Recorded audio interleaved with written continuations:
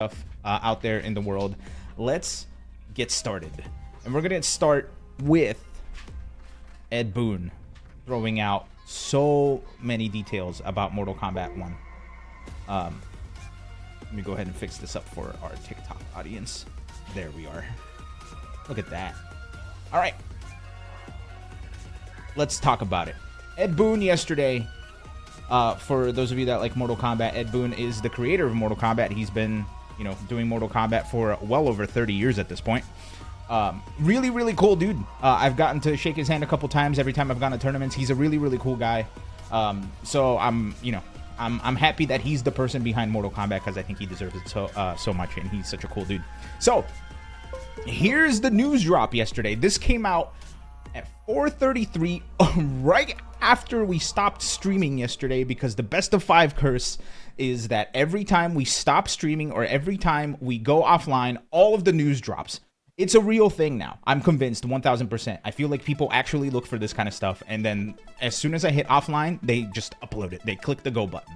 So, Ed Boon, we've got a decent amount of Mortal Kombat 1 news to share with you all, starting with Takeda, who will be playable the weekend of July 19th, exclusively at EVO, the fighting game tournament in Vegas, which we will be there this year, so this is going to be pretty exciting. I still have no idea what my schedule entails and if I'll be able to show up and play, but if I can, I will absolutely be playing the shit out of Takeda if when I'm there.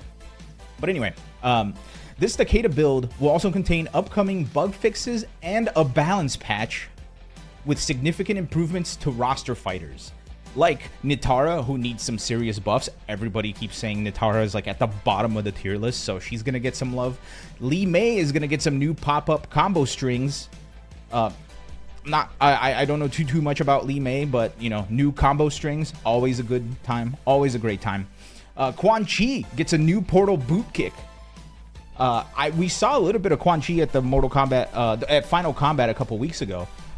So good to see him getting some love. Scorpion is going to get a buff to EX teleport, which is going to be pretty sick. You don't see a lot of Scorpion anymore, especially at high level play. So seeing these characters get a little bit of love to like try to get them into like the roster, if you will, is going to be really, really exciting. Super Combo, good to see you, my friend. Hope you're doing well out there. I don't know if you saw this news, but there's going to be a Mortal Kombat build playable at EVO with Takeda. So that's going to be pretty damn nice. And they have a crazy buff to uppercut jump cancel. So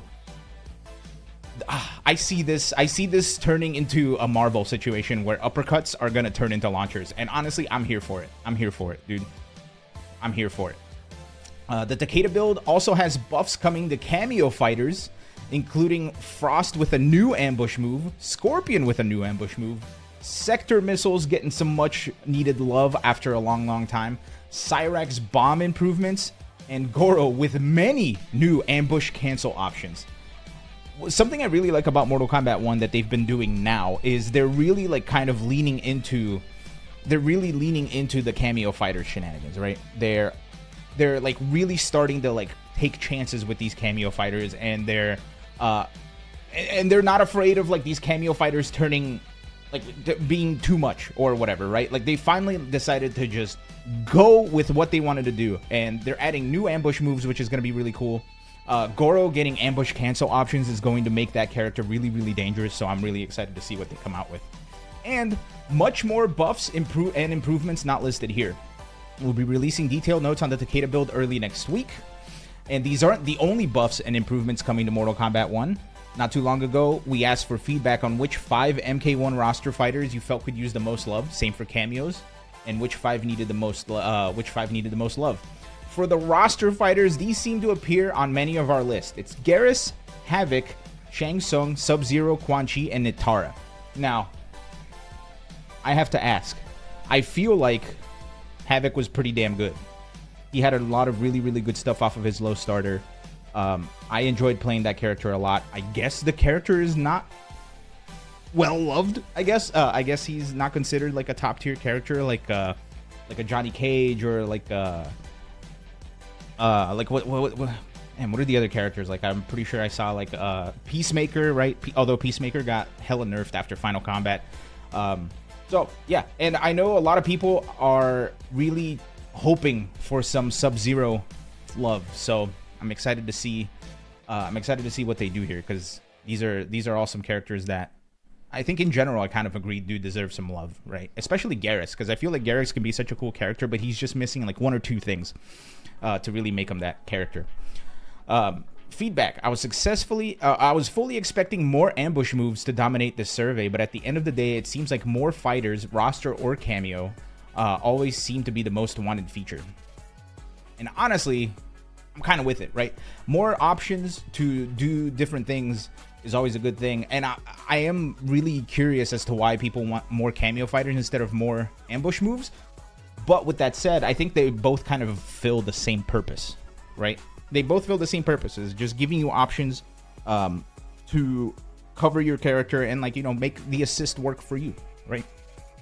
So I'm pretty curious to see how they're gonna approach that moving forward.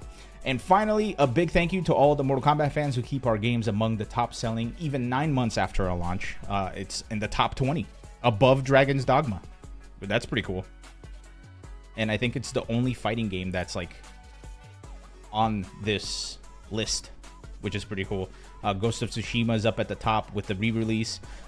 Paper Mario, The 1,000-Year Door is number 2, and this is from May.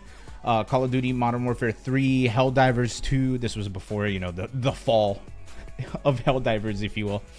MLB The Show, Sea of Thieves, which is crazy that this game still has like this much selling power. I love Sea of Thieves. I think it's a very, very fun game. But it's also free to play, so I wonder what they're counting here. Same thing with Minecraft, right? Elden Ring, you know, Elden Ring being Elden Ring. Hogwarts Legacy, very interesting to see up here. Stellar Blade, also interesting to see up here. Fallout 4 is Fallout 4. EA Sports FC 24, interesting that it's up here. Marvel Spider-Man 2, Homeworld 3, Mario Kart 8 still being up here after being out for what, like 7 years? That's pretty wild. Rise of the Ronin, man, I don't know if I just don't like that type of game or if that game itself was rough. I don't know. And F124 being up here is really interesting as well. But Mortal Kombat sticking with the 19th place, up from 21st after April. So pretty cool. Pretty cool to see. Pretty cool to see. Pretty cool to see. But yeah, that's all of the stuff that we got for Mortal Kombat. So we'll be on the lookout for next week when we're gonna get some Takeda news. I'll be at Evo. I'm gonna see if I can try and capture some footage from the Takeda build. We'll see what happens. I'll be there. Like I said, I don't know like what my capacity at Evo is going to be this year for capturing content, but I'll try my damnedest. I'll try my gosh darn damnedest. Try my damnedest. My damnedest, if you will. But yeah,